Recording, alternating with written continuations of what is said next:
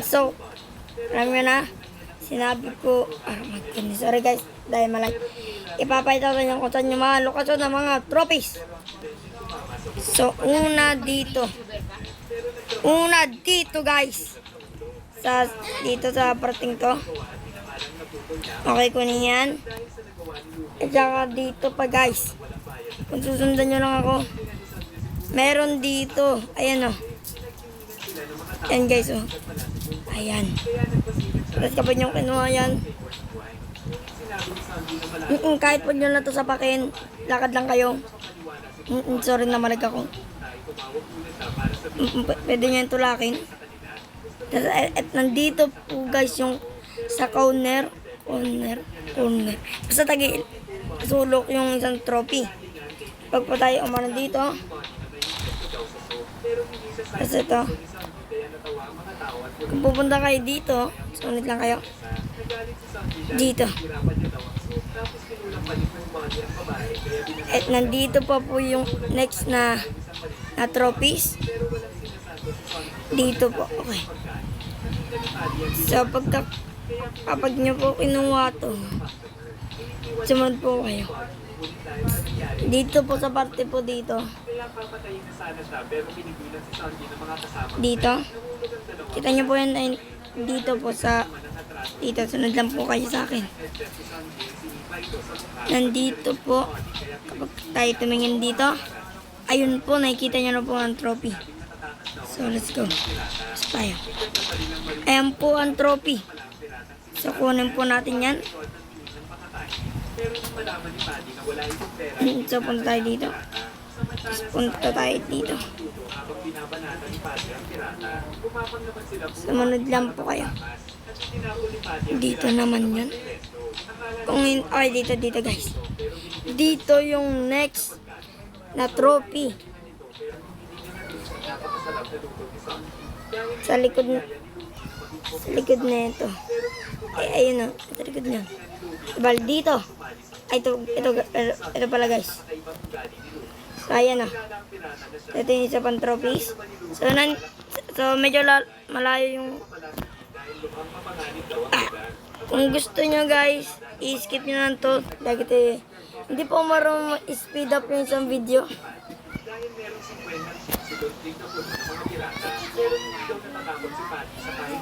Dito sunod lang po kayo. Di ba po maturo po sa inyo kung saan po. By the way, meron din po doon. Mamaya ko po tuturo. Tala po, sumunod na po kayo. Sunod lang po. So, let's go. Dito. Ano kung gusto nyo magkaroon ng infinite crystal, i-check na lang po sa channel ko. Makikita nyo rin po doon. So, nandito din po yung trophies. Doon siya. Okay. So, nagkaroon na tayo ng 7. Punta na lang tayo dito. Punta tayo dito. Sumunod lang po kayo. Wait lang kayo. Tara na pa. Kinabahan din si Patty nang makita ang barko. Ngunit napansin nila Sandy at Tuki na di na dumaan ito sa napakatinding bagyo. Let's go guys. Tara na guys.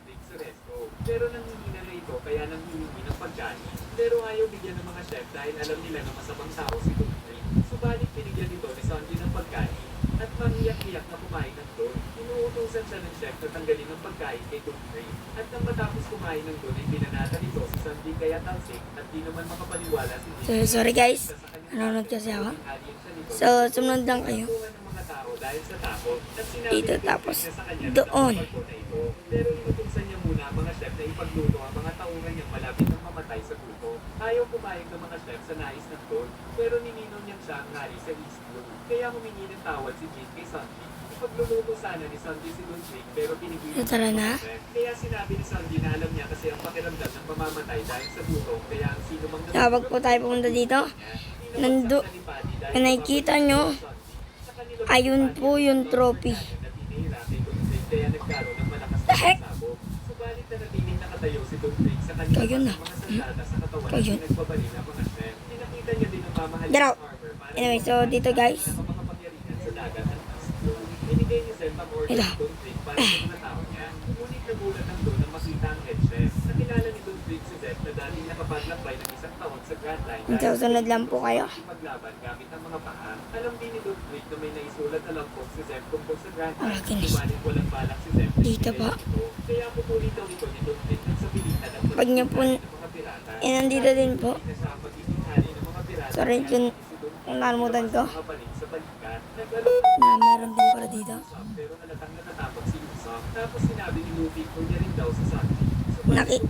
Nandito din po, malapit lang po to sa spawn. Nahulog si Usopp sa hagdan at nagkahalikan sila ni Johnny kaya nasama ang dalawa. Kung hindi ako guys, nagkakamali. Isa dito yung ano. Ito, nandito guys yung isang trophy. Saksak ko niyan, ito ba mga patok kayo? Ayan. Nakuha. Na yan, sunod lang kayo. Natakot ang mga kasama, subalit nasabik pa si Luffy sa kanyang narinig. Nakakain na ang mga tauhan ni Don Drake kaya nakaligtas sila sa pagkamatay. So dito guys. Walang bumalik ng Don sa Grand Line kaya natakot ang mga bata niya. Ngunit pinatay niya ang isang hindi sang-ayon sa gusto niya kaya sumunod So guys, ang mga tauhan. Samantala sa ito din po yung tinuro. Dito din po. Party. Punta din po. Subalit sa isang iglap ay nagawa ni Minong na mahati ang napakalaki And so hindi nagkakamali guys dito yun. ang barko nila. Ikwento ni Yusaku kung paano sila nahulog sa barko. Niloko daw sila ni Nami na magpapalik ito ng gabi kaya tumalikod sila. Pero pagharap ay sinampal sila ng dalaga kaya nahulog. Okay guys, hindi nagkakamali dito tayo. Dahil nakikita pa nila ang Pero guys, inutusan ni Luffy. pero guys, hindi ako seryoso. Hindi ako sigurado kung nandito ba yun. Binarin nila ito, ngunit nagawa niya mabago ang direksyon ng pana. At kumapit naman si Zoro para kalabanin ang target niya. Kaya inilabas ni Minong ang Sorry guys, mga anak nga ito matuturo ko. nagalit si Zoro sa kasunubod. Ngunit Ano, masalag ni Minong. yung pagkatapos naman nito guys, panoodin nyo na lang ata yung isang search. Ang lalo na kabuhat nila ni Minong. Pero muli Isang short. pero lahat ng atake niya ay walang kwenta. Or nandito lang yun guys. Para matupad ang pangarap nila ng kababata niya. Ay, wait lang, pagkatanda ko guys, dito tayo. Kaya naalala mo yung natalo sa Nina. Nais nang sumubog nila Johnny pero pinigilan sila ni Luffy.